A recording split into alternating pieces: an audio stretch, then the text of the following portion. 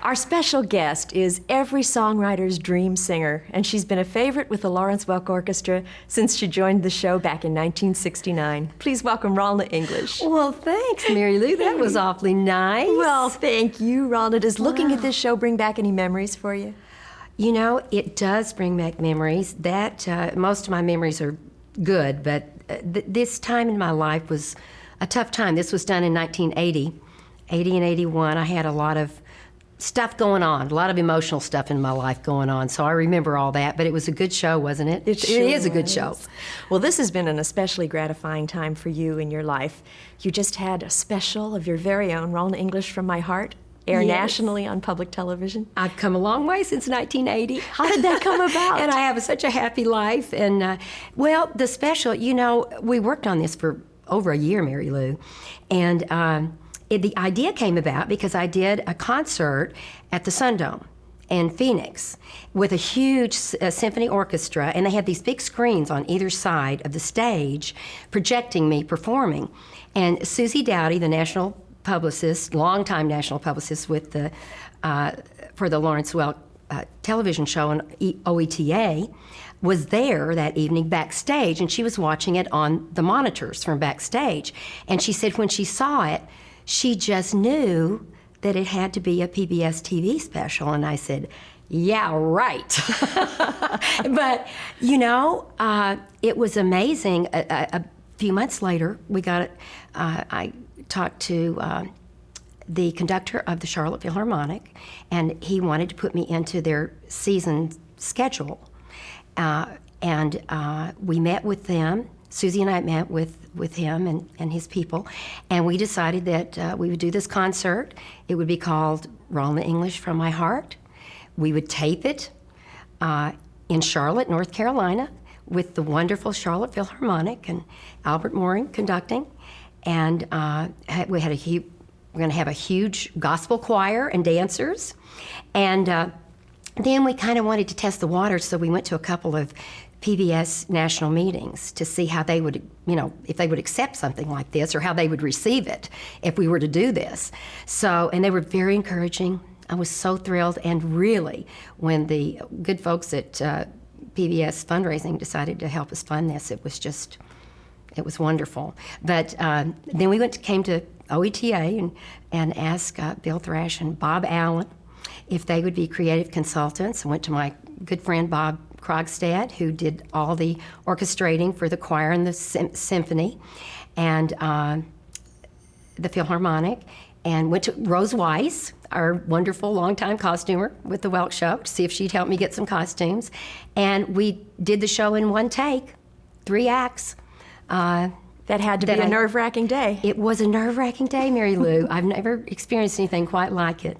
But, you know, I walked out on that stage, and the audience was overwhelming, really. I saw my longtime fans filling up the first 2 rows in the front, and everybody in the whole audience began to stand, even up in the balcony, when I walked out on stage. Oh, what a and it was feeling. like a gust of wind just blew me over. I could hardly go on. I really mean it.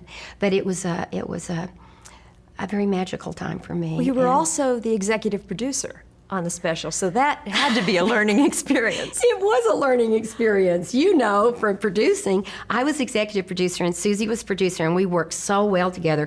Actually, the real work began the next day because we stayed over in North Carolina for 10 days to do the editing. And then we came back a month later for another week to edit some more. And then, of course, we had to get the pledge event going. So we came here to OETA, and dear Bob Allen and Bill Thrash did such a fantastic job on the pledge event for the fundraisers for all the PBS stations. So, you know, it was just a grand time. What did this all teach you about yourself? You know, that it takes a lot of people to pull something off like this, and that I was able to actually hold up under this and do it myself, you know, but with all the people that were involved, you know, my Welk family, a lot of them, and then OETA family were so helpful to me. And it really it touched my heart that that they were so willing to help me and make this happen and make this so special. Well, as a thank you gift, you and your sisters put together the Ralna English Family Cookbook. Now, I know when the English girls get together and food is involved, it's a labor of love. I know firsthand. You do know firsthand. You've been there, haven't you? Well, you know what? We burned up the phone lines between Texas and California and Arizona. For 9 months, we felt like we'd had a baby, all three of us, because, and we did. This cookbook was our baby.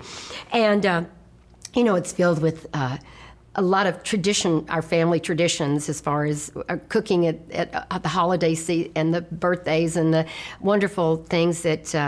And oh, I've got to tell you, my Aunt Pearl is a baker, and my mom's sister. And Aunt Pearl, in the second and third acts of my special, I wear her earrings, if you watch it. And I've got her earrings on today. These are a little different, but they match my little top. And so I decided to wear those today for Aunt Pearl. This is for you, Aunt Pearl. But she was a wonderful baker, and my mother was a great cook. Your coconut cake recipe. There's a great story that goes with that. You know what? You know what? I was a little girl, and I can still remember.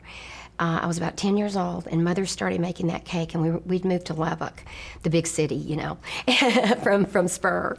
And Mother started, she got a coconut from the grocery store. She broke it open. We drank the milk from the coconut that morning, and then she started grating the coconut and preparing her beautiful big white cake that she made with an orange filling. And all through the day, we would keep coming back into the kitchen to watch her create this fabulous work of art. A whole day It was a affair. work of art.